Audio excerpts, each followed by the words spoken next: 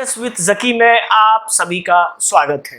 आज हम जिस विषय पे चर्चा करेंगे वो है विशाल अंटार्कटिक हिमखंड या ये जायंट अंटार्कटिक आइसबर्ग है जिसका नाम है A68A। तो ये A68A है क्या, ये कितना बड़ा है, क्या ये अभी तक का रिकॉर्ड किया गया सैटेलाइट से सबसे बड़ा हिमखंड है, तो इस सब के बारे में हम लोग जानेंगे। उसके बाद हम लोग जानेंगे कि ये अंटार्कटिक से अलग क्यों हो रहे हैं या ये जो अलग होते हैं इसकी प्रक्रिया को आइस काल्विंग कहा जाता है, आइसबर्ग काल्विंग। तो ये आइसबर्ग काल्विंग होता क्या है इसके बारे में भी हम लोग समझेंगे। उसके साथ ही हम लोग ये समझेंगे कि ये A68A इसका नाम किसने दिया, कौन सी वैश्विक संस्था है जो हिमखंडों के नाम के लिए उत्तरदायी है। तो इन सभी चीज़ों पे आज हम चर्चा करेंगे और जानेंगे कि ये हिमखंड से पारिस्थितिकी तंत्र पे क्या असर होगा और इससे पर्यावरण को क्या नुकसान होगा। क्या ये हिमखंड ग्लोबल वार्मिंग या क्लाइमेट चेंज की वजह से टूटा है या ये प्राकृतिक है या ऐसे ही टूटते रहते हैं।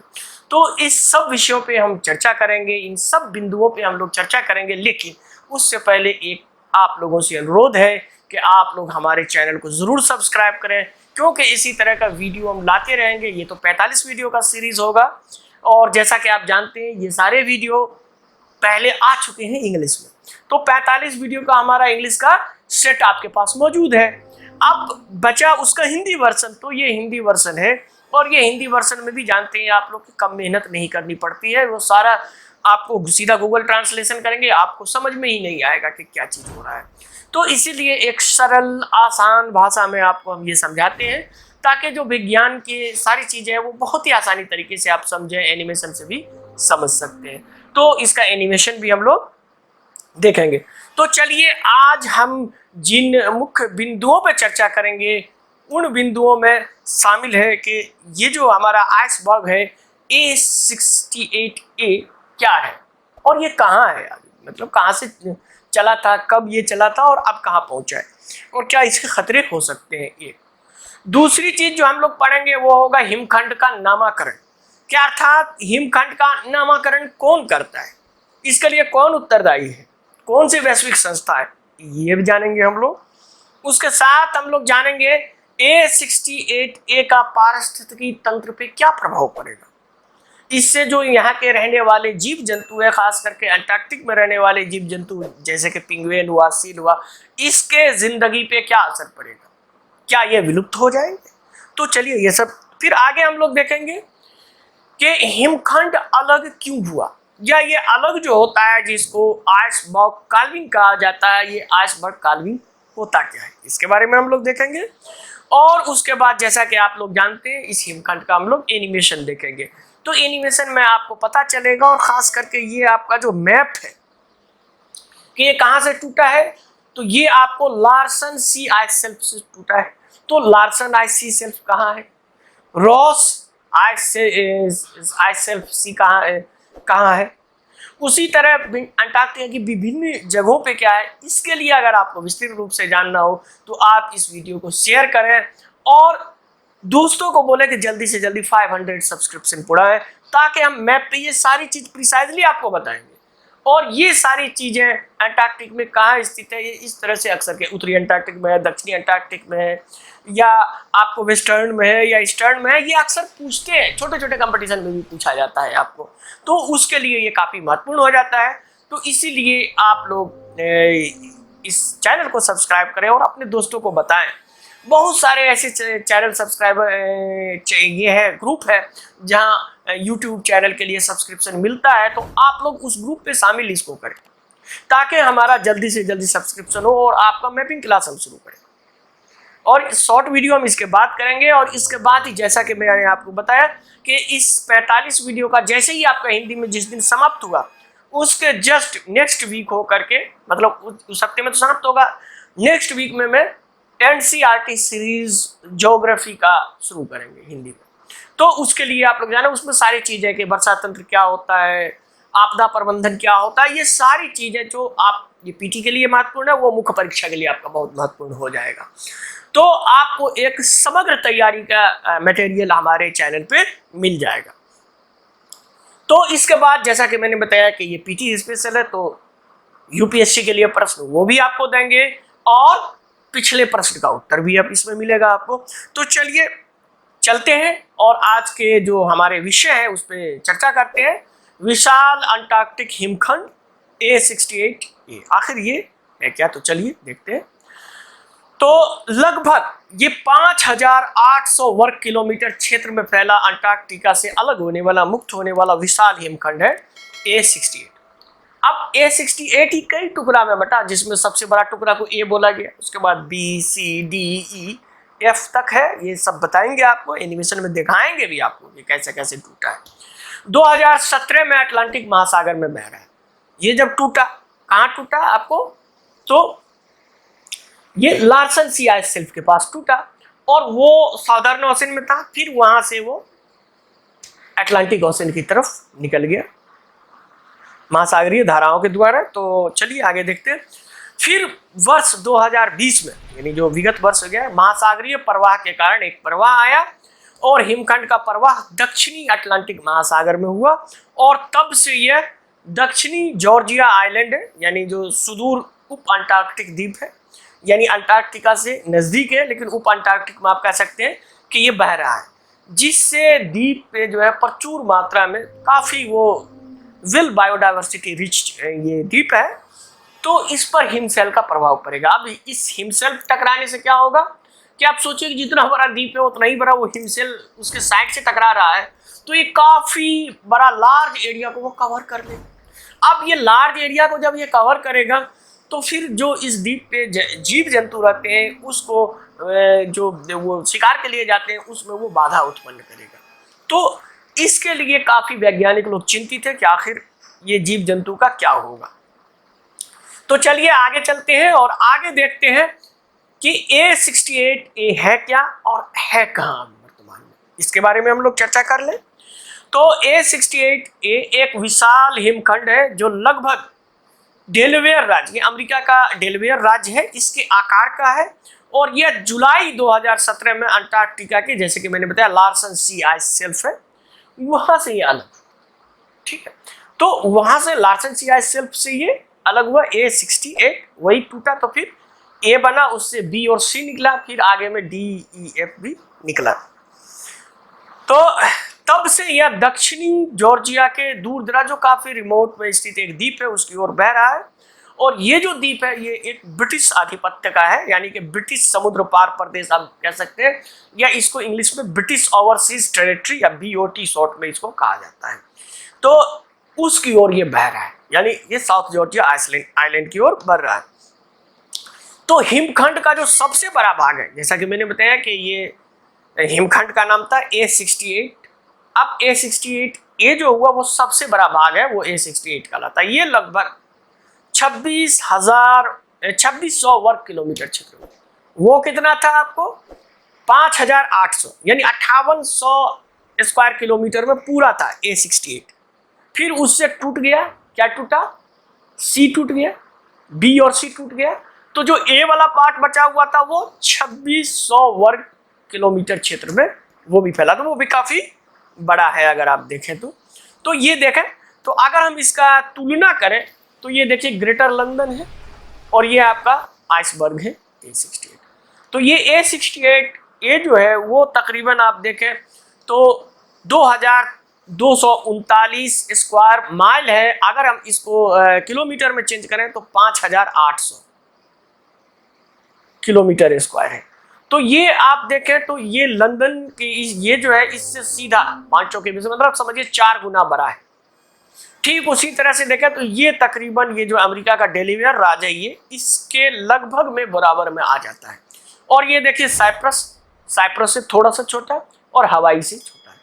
तो इसकी तुलना अगर आप करें तो ये जो प्रमुख आइलैंड है कुछ और ये जो अमेरिका का राज्य है उससे अगर तुलना करें तो ये, और ये है कहाँ, तो ये जो आप एरिया देख रहे हैं ये लार्सन सी आइस शेल्फ, तो वहां से ये अलग हुआ है। तो इसीलिए ये काफी बड़ा है और तकरीबन तो ये काफी इससे जो प्रचुर मात्रा में वन्य जीव वहाँ मौजूद है साउथ जॉर्जिया आइलैंड या दक्षिणी जॉर्जिया आइलैंड में, उसको इससे खतरा उत्पन्न हो गया है। ये चिंता का विषय है वैज्ञानिकों के लिए। तो चलिए आगे देखते हैं कि हिमखंड का नामकरण आखिर, जैसा कि मैंने बताया A68A ये किसने नाम दिया, आखिर इसके लिए कौन से संस्था है वैश्विक स्तर पे जो इसका नामकरण करता है अंटार्कटिक के बारे में। और इसके अतिरिक्त आप जानना चाहते हैं तो आप हमसे संपर्क कर सकते हैं, आप जूम क्लास में भी शामिल हो सकते हैं, उसमें इसको और हम विस्तृत रूप से पढ़ेंगे कि अंटार्कटिक ट्रीटी है क्या। ये सारी चीज़ें जो है वो आपको पर्यावरण से संबंधित मुख्य परीक्षा में पूछा जाता है। तो अगर आपको मुख्य परीक्षा की अच्छी तैयारी करनी है तो आप हमसे संपर्क कर सकते हैं, आप हमारे जूम क्लास भी शामिल हो सकते हैं। और सबसे अहम चीज़ है कि आप हमारा सब्सक्राइबर बन जाएं और दोस्तों को भी बनाया अपने। अगर समझिए आप एक आदमी हैं और आप 5 सब्सक्राइबर बनाते हैं तो सोचिए कि हमारा चैनल कितना जल्दी ग्रो कर जाएगा। और फिर आपको मुख्य परीक्षा की जो बात हम जूम पे कर रहे हैं उसका कम से कम आपको 40 से 60% हम आपको इस पे मटेरियल दे देंगे, वो भी आपको काफ़ी काम आ जाएगा। विस्तृत रूप में आप जानना चाहते हैं तो आप फ़ोन हमारा ले लें, आप जो फ़ोन नंबर शुरू में ही आता है हमारे चैनल पे, तो उससे आपको हम पर्सनली गाइड भी आपको कर सकते हैं। तो देखिए जैसा कि मैंने बताया कि आप मेरे चैनल पे जाइए, आप मेरा बैकग्राउंड भी फेसबुक पे चेक कर सकते हैं। तो पर्यावरण में हमारा तकरीबन समझिए 20 साल का एक्सपीरियंस है। मैंने विभिन्न जो है क्या कहते हैं पर्यावरण, जैसे कि नर्मदा बचाओ आंदोलन है, टॉक्सिक लिंक है, बहुत सारे संस्थानों में मैंने काम किया है। तो आपको इस तरह का जो सामग्री जो मैं दूंगा वो अन्यत्र आपको उपलब्ध नहीं मिलेगा। तो चलिए जानते हैं इस हिमखंड का नामकरण कैसे पड़ता है। तो यूएस नेशनल आइस सेंटर, जिसको USNIC बोला जाता है, यानी यूएस नेशनल आइस सेंटर हिमखंड के नामकरण के लिए जिम्मेदार या उत्तरदायी है। यह अंटार्कटिका वृत्त खंड के अनुसार हिमखंड का नाम दिया जाता है, यानी जो अंटार्कटिका में जो उसका आप देखेंगे वृत्त है, उसके खंड में किस एरिया में किस तरह से ABC इस तरह से दिया जाता है। तो अब ये A था, उसी तरह से कोई B15 है, तो वो सारा उस तरह से नाम दिया जाता है।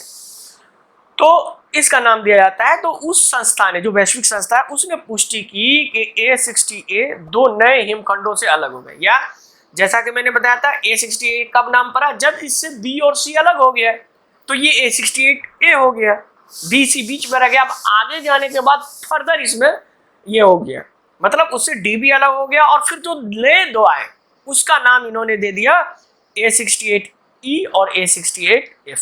ये 2 नए और नामांकन, उसको ट्रैक किया जा रहा है कि ये दोनों कहाँ कैसे टूटे हैं, वो हम लोग एनिमेशन में देखेंगे, ABCD सब देखेंगे हम लोग। आगे चलते हैं। तो इसके बाद देखें तो A68A का जो है वो पारिस्थितिकी तंत्र या जो इकोसिस्टम है उस पर क्या प्रभाव पड़ेगा, इस पे भी हम लोग जानते हैं कि चर्चा करेंगे। तो चलिए चर्चा करते हैं। तो यह वैज्ञानिकों का सबसे बड़ा डर है कि हिमखंड द्वीप से टकरा सकता है, जो साउथ जॉर्जिया आइलैंड है उससे वो टकरा सकता है, इस द्वीप से टकरा सकता है। इससे क्या होगा, जो वहाँ का प्रचुर मात्रा में वन्य जीव है उसके लिए व्यवधान पैदा होगा। जब वो शिकार करने जाएंगे तो वो कहाँ से करेंगे, वो फिर या तो भूखे मर जाएंगे या फिर काफ़ी लंबा सफ़र तय करना पड़ सकता है। तो इसको आप इस तरह से देखें तो ब्रिटिश अंटार्कटिक सर्वे जो यहाँ आकलन शुरू कर दिया है, जो ब्रिटिश अंटार्कटिक सर्वे है, उन्होंने इस द्वीप का आकलन शुरू किया कि इस द्वीप में पारिस्थितिकी में क्या प्रभाव पड़ेगा। और जो इन्वायरमेंटलिस्ट है, पारिस्थितिकीविद है, वो अगले महीने, यानी जो ये हुआ है, ये आपको 2020 का मैं डेटा दे रहा हूँ, जो आंकड़ा है तो 2020 के लास्ट का है ये। तो उसके बाद से ही यहाँ शुरू हो गया अध्ययन करने का काम। तो अगर ये हिमखंड द्वीप में फंस जाता है तो इसका मतलब आप समझ सकते हैं कि ये हो सकता है कि ये आपका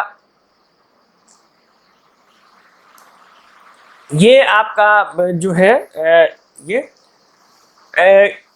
पेंगुइन और सील जो सबसे ज्यादा है भोजन की तलाश में आगे की यात्रा करनी होगी। और इसका अर्थ है कि वे अपनी संतानों को भूख से मार देंगे। यानी कि आप ये समझें कि ये साउथ जॉर्जिया आइलैंड है, ठीक है, और यहाँ से ये आपका अंटार्कटिक से आ रहा है A68A। अब यहाँ ये टकरा गया, अब इससे टकरा जाएगा। तो इतना बड़ा विशाल हिमखंड, अब यहाँ पे जो जीव जंतु है वो पहले यहाँ से आके शिकार करता था, फिर अपने बाल बच्चे को जाता था, जो उनकी संतानें थी उसको। अब ये हिमखंड पे तो उसको कुछ नहीं मिलेगा, अब ये हिमखंड पार करके यहाँ आना पड़ेगा। दूसरी बात ये है, जब ये यहाँ आएगा तो यहाँ क्या था, ये उथले समुद्र था तो वहां तो उनको मिल जाता था, अब ये डीप सी है, वहां उसको भोजन मिलेगा मिले। फिर आगे जाके कोई आइलैंड मिले या जहां मिले, इसका मतलब ये हो गया कि वो भोजन के बगैर रहेगा और जिससे उसकी संतानें अंततः दम तोड़ देगी, अर्थात इसके विलुप्ति का संकट पैदा हो जाएगा। तो इसीलिए वैज्ञानिकों को ये चिंता है। अब इसका क्या संकट होगा, इसकी इंटेंसिटी क्या होगी, ये ब्रिटिश अंटार्कटिक सर्वे का जब रिपोर्ट आएगा तब आपको पता चलेगा। लेकिन वैज्ञानिकों को ये सबसे अहम खतरा लग रहा है, ये आप समझ लें। फिर आगे हम लोग चलते हैं और आगे देखते हैं कि हिमखंड अलग क्यों हुआ, या जिसको आइसबर्ग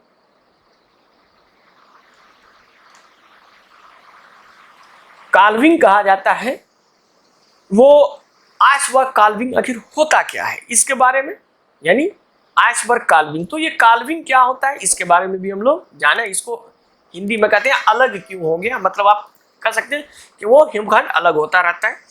तो ब्रिटिश अंटार्कटिक सर्वे के जो वैज्ञानिक हैं उनका कहना है कि जो हिमखंड का टूटना है, अक्सर जब हम देखते हैं अंटार्कटिका में इस तरह के हिमखंड टूटते हैं तो ये एक प्राकृतिक घटना या नेचुरल माना जाता है। इसको जलवायु परिवर्तन से जोड़ के नहीं देखना चाहिए, जलवायु परिवर्तन से इसका कोई लेना देना नहीं है। लेकिन वर्तमान में जब जलवायु परिवर्तन या ओशन गर्म हो रहा है तब इसका कुछ न कुछ प्रभाव क्या है कि इसकी इंटेंसिटी अर्थात इसके जो अलग होने की गति है उसको बढ़ा देता है। तो ये देखें, तो हालांकि कुछ मॉडल, जैसे कि हम जानते हैं कि ये सिमुलेशन से मॉडल तैयार किया जाता है और कई मॉडल हम आपको पिछले एनिमेशन में दिखाए भी हैं, तो उससे जब भविष्यवाणी की जाती है तो इससे ये पता चलता है जो ग्लोबल वार्मिंग है उससे अंटार्कटिका में अधिक हिमखंड टूटने की घटना हो सकती है।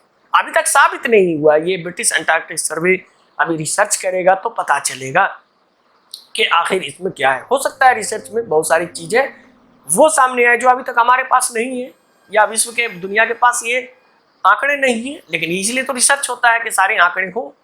तो इसीलिए जो यूपीएससी है या अन्य कॉम्पिटिटिव प्रतियोगी परीक्षा है उसमें यही पूछा जाता है, क्योंकि आपके पास जो बुक है वो 10 साल पुराना है, 20 साल पुराना है या 5 साल में एक बार उसका रिव्यू होता है और उसके बाद कुछ नए डाटा आता है। लेकिन तब तक तो देश 5 साल आगे निकल चुका होता है, विश्व बहुत सारी थ्योरी चेंजेस हो जाते हैं और वही चेंजेस थ्योरी आपसे परीक्षा में पूछ देता है। आपको लगता है कि हमने तो ये बेसिक समझा था, अरे इसने तो एडवांस पूछ दिया।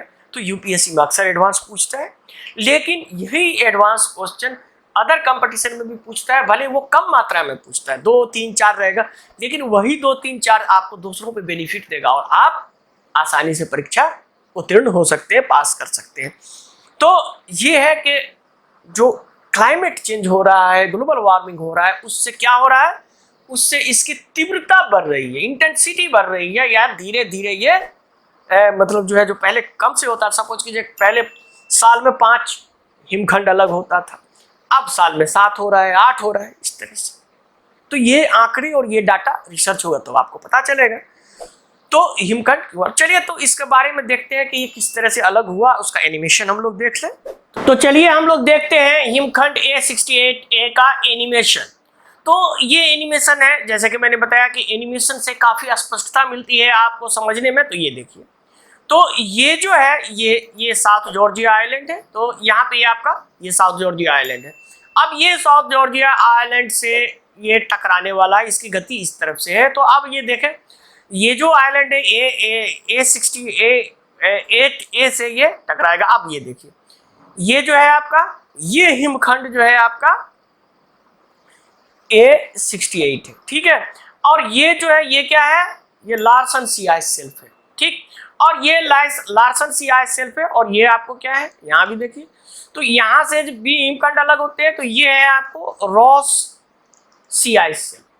तो रॉस सी आइस शेल्फ कहाँ है, लार्सन सी आइस शेल्फ कहाँ है, अंटार्कटिका की सबसे ऊंची स्थान कहाँ है, कौन सा सबसे ऊंचा माउंटेन है अंटार्कटिका में, ये सब अगर आपको जानना है तो आप हमारे मैप क्लास में जरूर शामिल हो। उसमें आपको ये सारी चीजें काफी अच्छी तरह से समझाया जाएगा और आप मैप के हर चीज से वाकिफ होंगे। लेकिन इसके लिए शर्त यह है कि आपको हमारे चैनल को सब्सक्राइब करना है और इस सब्सक्रिप्शन के लिए आप जैसा कि मैंने बताया, ये जो मैप क्लास है हमारा जूम पे होगा और ये पूर्णतः फ्री है हमारे 500 सब्सक्राइबर के लिए। अब जैसा कि आप जानते हैं हमारा ये वीडियो भी 45 वीडियो का सेट है और ये लगभग इसी महीने में समाप्त हो जाएगा, लेकिन अभी भी हमारा सब्सक्रिप्शन नहीं हुआ है, तो आप लोग थोड़ा सा इसमें एफर्ट करें, ये हमारा अनुरोध है आप लोगों से। आप जितने भी हमारे चैनल देख रहे हैं, जो भी विद्यार्थी हैं, प्लीज़ इसको शेयर करें हर ग्रुप में। अब बहुत सारे प्रमोशनल ग्रुप होते हैं, उसमें आप इसको शेयर करें और बोलें, यानी आप एक आदमी हैं, अगर आप इसको 5 दोस्तों में बांट दें तो आप सोचिए हमारा तो 500 के 1000 सब्सक्रिप्शन हो जाएगा इसी महीने के अंदर। लेकिन आपको अगर इस तरह के वीडियो, इस तरह के मैप क्लास, और जैसा कि मैंने बताया कि एनसीईआरटी सीरीज भी शुरू करने वाले हैं हम लोग, तो इस सब के लिए आप हमारे चैनल को ज़रूर सब्सक्राइब करें। तो चलिए आगे हम लोग चलते हैं। तो ये जो था, ये मैंने बताया था कि ये लार्सन सीआई सेल्फ से अलग हुआ A68। तो चलिए अब देखते हैं।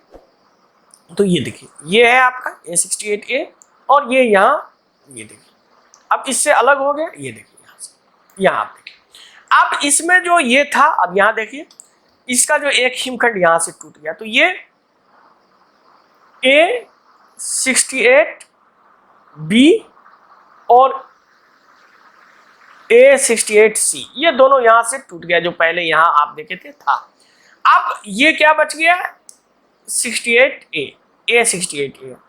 अब फिर इसका ये देखिए किस तरह से टूटेगा, और फिर ये टूट के, जैसा कि वैज्ञानिक इसको डायरेक्ट जो सैटेलाइट होता है उससे इसकी निगरानी करते हैं। ये देखिए, अब ये देखिए यहाँ ये टकराने की संभावना है, ये डीप है। ये देखिए अब ये टूटा, तो अब फिर यहाँ से फिर एक टूट गया यहाँ से। अब यहाँ से जो ये टूटा, तो ये आपका हो गया A68D, ठीक है। अब फिर ये देखिए, ये फिर देखिए, अब देखिए यहाँ, अब ये जो आपका बीच वाला बच गया, ये मेन पोर्शन, ये A68A हो गया, ये हो गया A68E, ये वाला पोर्शन, ये देखिए ये वाला, और ये वाला पोर्शन क्या हो गया, A68F। तो इस तरह से जो ये यही नामकरण था जो मैंने आपको बताया था कि E और F जो ब्रिटिश अंटार्कटिक सर्वे वाले दिया था। और ये सारी जो आप देखें day to day satellite image मिलता है उन लोगों को, वो कोपरनिकस सेटेलाइट है। कौन सा सेटेलाइट है, कोपरनिकस, ये भी याद रखिए। और इससे ये सारे सेटेलाइट क्या है, अंटार्कटिक से कौन सा आइस सेल्फ अलग हो रहे हैं, कौन नहीं हो रहे हैं, उसका वो वहां से निगरानी करते हैं। तो इसीलिए एनिमेशन में आपको बहुत सारी क्लियरिटी इसमें मिलती है। ये देखिए, तो ये अलग हो गया, तो ये इस तरह से। अब ये जो होता है, अब ये देखिए, अब ये पिंगुइन या सील इस बीच में फंसे हुए हैं। अब बेचारे को यहां से अलग होने के लिए, अब ये देखिए, अब इनको भोजन के लिए, अब ये जो है, जैसा कि हम लोग जानते हैं, ये ओशन करंट है। ये जो लाल में आपको दिखाई दे रहा है, ये वार्म ओशन करंट है, जो ब्लू में है, ये कोल्ड ओशन करंट है। अब ये ओशन करंट आपको इसको ऐसे, ये जो हिमखंड टूटा, इसको साउथ जॉर्जिया आइलैंड की तरफ ले जा रहा है। जैसा कि मैंने बताया कि 2000 के बाद 2020 में, ये 2020 में ये साउथ जॉर्जिया की तरफ ये चलने लगा था। तो ये ओशन करंट है। अब देखिए, ये देखिए, ये देख रहे हैं, अब ये जल रहा है, ठीक है। तो ये फिर आपको वो साउथ जॉर्जिया की तरफ ले जा रहा है। अब ये ओशन करंट के बारे में क्या है, इसके बारे में अगर आप जानेंगे तो इसके लिए फिर हमारा, जैसे कि मैंने बताया, एनसीईआरटी सीरीज हमारा एनसीईआरटी का शुरू हो रहा है। और एनसीईआरटी जैसा कि आप जानते ही हैं, हर कंपटीशन का बेसिक होता है, चाहे वो एसएससी हो, यूपीएससी हो, बीपीएससी हो, जेपीएससी हो, हर कॉम्पिटिटिव एग्जाम में एनसीईआरटी आपका बेसिक होता है। तो ये 10 वीडियो का सीरीज आपके सामने मैं लाऊंगा। ये जिस तरह से क्लास में लेक्चर होता है वो लेक्चर होगा। तो इसके लिए आप हमारे चैनल को जरूर सब्सक्राइब करें। विशेषतः जो गंभीर विद्यार्थी हैं वो जरूर हमारे इसमें शामिल हो।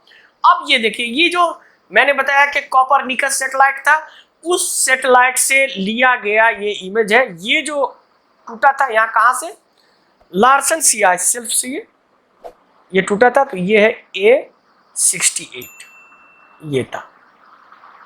ये जो था अभी तक का रिकॉर्ड किया गया जो सैटेलाइट जब से है 2000 के आसपास, उससे पहले वो सैटेलाइट वहाँ लॉन्च किया गया, कोपरनिकस सैटेलाइट। और तब से ये तकरीबन 20 साल से आपका आंकड़े दे रहे हैं। तो इस आंकड़े में ये अब तक का छठा सबसे बड़ा आइसबर्ग है या हिमखंड है। तो ये A68 क्या है, सिक्स्थ लार्जेस्ट यानी छठा सबसे बड़ा। तो इसको अगर हम देखें तो ये देखिए ये अलग हुआ, ये देखिए ये सैटेलाइट।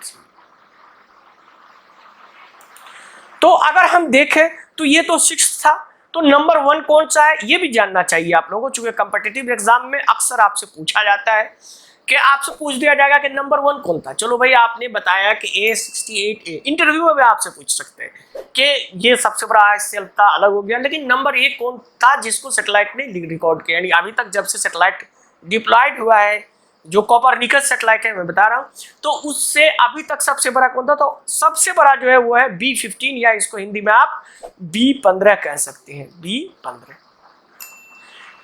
आपने जाना कि ये A68A कितना था, 5800 स्क्वायर किलोमीटर, और B15 कितना है ये आपको है, इसका अगर हम देखें तो ये है 11,000 स्क्वायर किलोमीटर, यानी किलोमीटर का स्क्वायर।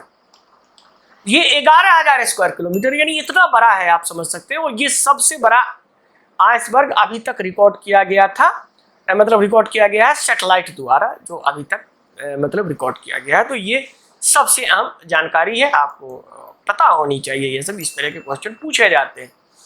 उसी तरह से आगे चलते हैं हम लोग, और ये B15 है। B15 के बाद हम लोग देखते हैं कि ये सैटेलाइट रिकॉर्ड करने वाला जो सैटेलाइट है वो सैटेलाइट भी देखेंगे हम लोग। ये देखिए इस सैटेलाइट का नाम है कोपरनिकस सैटेलाइट। ये पूरा अंटार्कटिक को ये इस तरह से आप स्कैन करता रहता है कि कहाँ क्या हो रहा है। और अभी ये देखा जा रहा है कि ये जो हमने बताया रॉस सी आइस शेल्फ यहाँ भी हो रहा है। ये देखिए इस तरह से जो टूटता है इसको आइस काल्विंग कहा जाता है, या हिमखंडों का टूटना। और ये एक प्राकृतिक घटना हो सकती है, लेकिन जैसा कि मैंने बताया कि ग्लोबल वार्मिंग के परिणाम स्वरूप ये क्या हो रहा है, ये तीव्रता इसकी बढ़ रही है, यानी इंटेंसिटी इसका लगातार बढ़ रहा है। तो ये देखिए ये हो रहा है इस तरह से हो रहा है। ये देखिए अब इसको ऑब्जर्व करने के लिए अंटार्कटिक में कौन से स्टेशन कार्य करते हैं ये भी आप जान लीजिए। तो सैटेलाइट से जो स्टेशन जुड़ा हुआ है, इस तरह का 6 स्टेशन, मतलब 6 स्टेशन अंटार्कटिक में विभिन्न स्थानों पे बनाए गए हैं, और उस स्टेशन को हेली स्टेशन कहा जाता है। ये देखिए ये हेली स्टेशन कहा जाता है। जैसे एक यहाँ है, एक यहाँ है। अब ये बीच में अगर कोई दरार हो रहा है तो उसको ये ऑब्जर्व करता है। ये देखिए ये ऑब्जर्व करता है। ये स्टेशन है।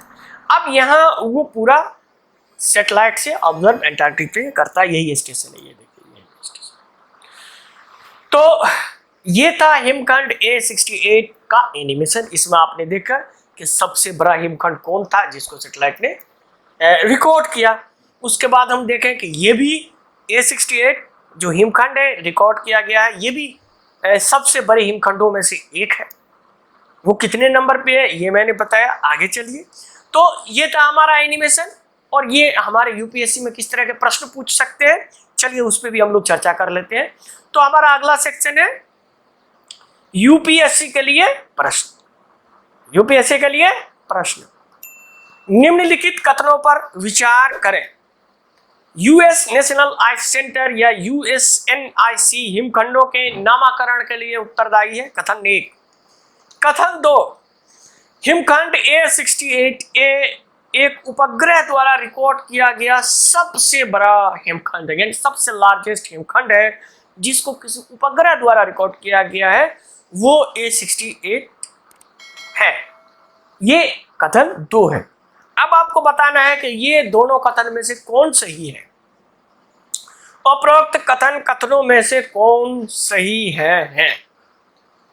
A केवल 1, B केवल 2, C 1 और 2 दोनों, D न तो 1 न तो 2।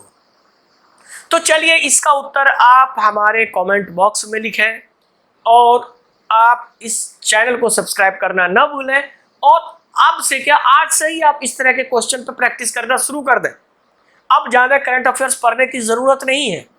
ये अगस्त हो गया, मैक्सिमम अगस्त लास्ट या सितंबर तक का ही आपका पूछता है करंट अफेयर्स। वो करंट अफेयर्स आप हमारे ब्लॉग पे मिल जाएगा आपको, और इसके बाद आप उस ब्लॉग को भी एक नज़र आप देख लेंगे तो बहुत सारा कवर हो जाएगा आपका, ठीक है।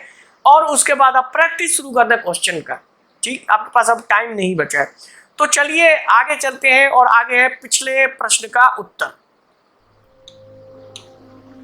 तो निम्नलिखित कथनों पर विचार करें। वैज्ञानिकों ने पैराक्सीमा सेंचुरी की दिशा से बीम उठाया, जिसे BLC या ब्रेक थ्रो लिसन कैंडिडेट 1 का नाम दिया गया है। ये बिल्कुल सही है, तो चलिए ये आपका बिल्कुल सही है। दूसरा कथन आप पढ़ें, पैराक्सीमा सेंचुरी सूर्य से 4.2 प्रकाश वर्ष दूर है। ये भी बिल्कुल सही है, 100%। उसी तरह से अल्फा सेंचुरी C पैराक्सीमा सेंचुरी से 8 गुना भारी है। ये गलत है, ये गलत है। अल्फा सेंचुरी A और B ये दोनों जो है, मतलब ये लगभग ये दोनों स्टार सूर्य के बराबर में है लगभग। तो इसमें से अल्फा सेंचुरी AB जो है वो तकरीबन आपका दोनों सूर्य के बराबर है, और सूर्य जो है वो उसका 1/8 हिस्सा है पैराक्सीमा सेंचुरी। और अल्फा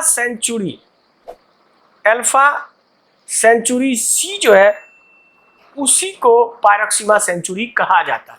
यानी जब पैराक्सीमा सेंचुरी, जैसे कि मैंने बताया, काफ़ी मंद इसका था, ये डायरेक्ट नेकेड आंख से बहुत धीमा दिखाई देता है। तो जब वैज्ञानिकों ने इसकी खोज की तो इसका नाम अल्फा सेंचुरी के पास था, क्योंकि ट्रिपल स्टार सिस्टम है वहाँ पे। तो Alpha Centauri A Alpha Centauri B खोजा जा चुका था, तो इसका नाम रखा गया Proxima Centauri, Alpha Centauri C। Alpha Centauri C या पैराक्सीमा सेंचुरी से पहले अल्फा सेंचुरी A और अल्फा सेंचुरी B सबसे नियरेस्ट स्टार था हमारा पड़ोसी का स्टार, आप कह सकते हैं सोलर सिस्टम का पड़ोस में। लेकिन जब अल्फा सेंचुरी C या पैराक्सीमा, उसको बाद में बताया गया कि नहीं ये थोड़ा दूर है और ये AB से साफ अलग है, तो इसका नाम बदल दिया पैराक्सीमा, यानी प्रॉक्सिमिटी। तो पैराक्सीमा सेंचुरी इसका नाम पड़ा। तो अल्फा सेंचुरी ही पैराक्सीमा सेंचुरी है, तो उससे 8 गुना भारी हो ही नहीं सकता। तो ये आपका कथन गलत है। तो इसका उत्तर हो गया उपरोक्त कथनों में से कौन सही है। केवल एक ये नहीं है, केवल 1 और 2 ये बिल्कुल सही है, 1 और 3 ये गलत है, उपरोक्त सभी ये भी गलत है। तो आप यहाँ पे आप देख लें, यहाँ पे आप देखें, केवल एक गलत है,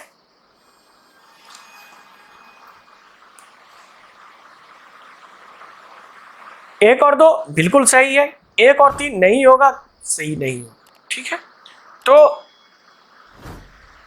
ये था हमारा, तो इसका उत्तर हो गया आपका, इसका उत्तर हो गया आपका, आंसर हो गया आपका B।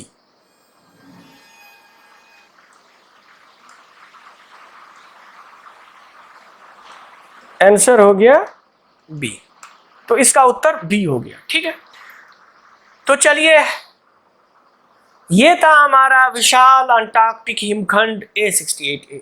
हमने जाना कि ये हिमखंड 2017 में अलग हुआ, कैसे अलग हुआ, हिमखंड के अलग होने की प्रक्रिया क्या है, ये A68 नाम इसको किसने दिया, ये कौन सी वैश्विक संस्था है जो इसके नामकरण के लिए उत्तरदायी है। इसके साथ ही हमने एनिमेशन देखा। एनिमेशन में मैं आपको ये भी बताया कि दुनिया का सबसे विशाल हिमखंड जो सैटेलाइट से रिकॉर्ड किया गया वो कौन सा था, और A68 जो है ये भी दुनिया के सबसे विशालतम हिमखंडों में से एक था। तो इस कौन से पोजीशन पे था, इसके बारे में हम लोगों ने चर्चा किया। हमने ये भी बताया कि अंटार्कटिक में जो ये सी आइस शेल्फ है, जो रॉस आइस शेल्फ है या लार्सन सी आइस शेल्फ है, इस पे निगरानी रखने के लिए एक सैटेलाइट है। वो कौन सा सैटेलाइट है उसके बारे में हमने बताया आपको। तो ये सारी जानकारी के लिए आप लोग के लिए काफ़ी महत्वपूर्ण है। आप देखेंगे तो सिविल सर्विस से और अदर्स हर कंपटीशन में ये आपको काम आएगा। और अगर आप कम्पिटिटिव एग्ज़ाम नहीं भी दे रहे हैं तो ये ज्ञान है, ज्ञान कभी भी बेकार नहीं जाता, ये आपको पता होना चाहिए। तो चलिए, वीडियो देखने के लिए आप सभी का बहुत बहुत धन्यवाद। मिलते हैं अगले वीडियो में।